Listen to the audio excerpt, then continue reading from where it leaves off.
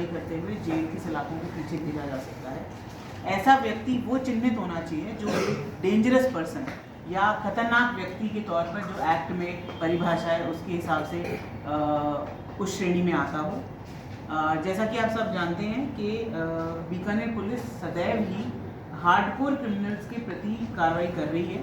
इसी क्रम में आज हमने राजपासा के तहत एक खतरनाक व्यक्ति को चिन्हित कर गिरफ्तार कर आज जेल में दाखिल कराया है।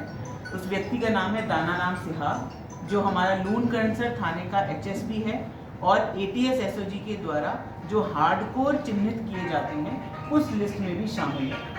ये इस व्यक्ति के खिलाफ 13 गंभीर तरह के अपराधों के प्रकरण दर्ज हैं, जैसे कि हत्या का प्रयास, लूट, आर्म्स एक्ट के मुकदमे, फिरौती मांगना और बड़े बड़े गैंगस्टर्स के साथ इन्वॉल्व होने का इस पे शक है। साथ ही साथ सिद्धू मूसेवाला मर्डर केस और राजू ठेठ मर्डर केस में भी जो आरोपी थे उनके साथ इसकी गहन दोस्ती थी और पिछले साल बीकानेर पुलिस ने ही इसको गिरफ्तार किया था, जिसके ऊपर IG साहब के द्वारा 50,000 का इनाम घोषित था और मेरे कार्यालय से 25,000 का इनाम घोषित था। इस व्यक्ति को आज हमने राजपासा एक्ट के तहत कार्रवाई करते हुए बीकानेर जेल में दाखिल कर दिया। इसके खिलाफ में मुकदमा है, इसके अलावा उसकी संपत्ति को तोड़ा गया था।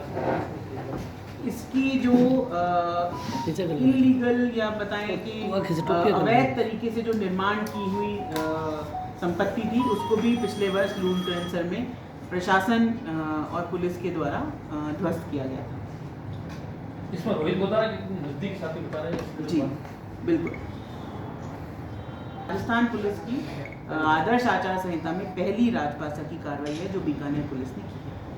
इसी के साथ साथ अगर मैं आपको जो सीजर्स हम लोग लगातार कर रहे हैं आदर्श आचार संहिता में, उसकी अगर मैं आपको एक ब्यौरा देना चाहूँ तो लोकसभा इलेक्शन 2019 के दौरान पूरे ज़िले ने 139 विभिन्न धाराओं में FIR दर्ज कर 51,12,318 रुपये की राशि को जब्त किया गया था, चाहे वो ड्रग्स हो, इलीगल लिकर हो, फ्रीबीज हो या अदर कोई भी आइटम हो, कैश हो। इस बार राजस्थान पुलिस के हमारे जो मुखिया हैं DG साहब के निर्देशानुसार बीकानेर पुलिस ने बहुत बेहतरीन कार्य करते हुए 16 मार्च जब से आदर्श आचार संहिता लागू हुई है उसके बाद से मैं ये आपको 3 तारीख तक की कार्रवाई बता रही हूँ।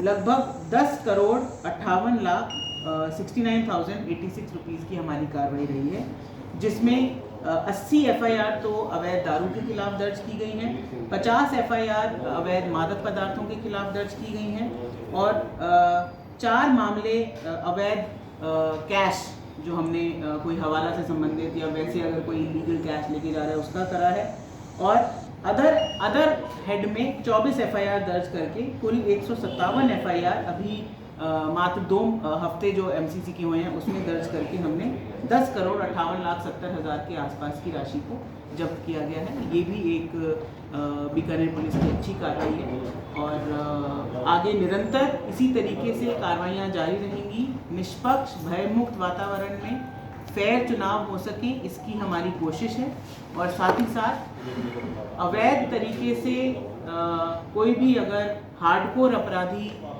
यहाँ पर होता है या हार्डकोर अपराधी को फॉलो करता है या एक गैंग का मेंबर बनने की कोशिश भी करता है और कोई अवैध गतिविधि में इन्वॉल्व होता है, चाहे वो सोशल मीडिया पे हो चाहे वो फिजिकली हो, उसके खिलाफ भी हम निरंतर कार्रवाई कर रहे हैं, ऐसी सूचियां बना रहे हैं और जैसा हमने आज एक राजपासा एक्ट में इस्तगासा किया है वैसे ही और भी हार्डकोर लोगों को चिन्हित करके उनके खिलाफ भी विभिन्न कानूनी प्रावधानों में कार्रवाई जो है वो की जा रही है।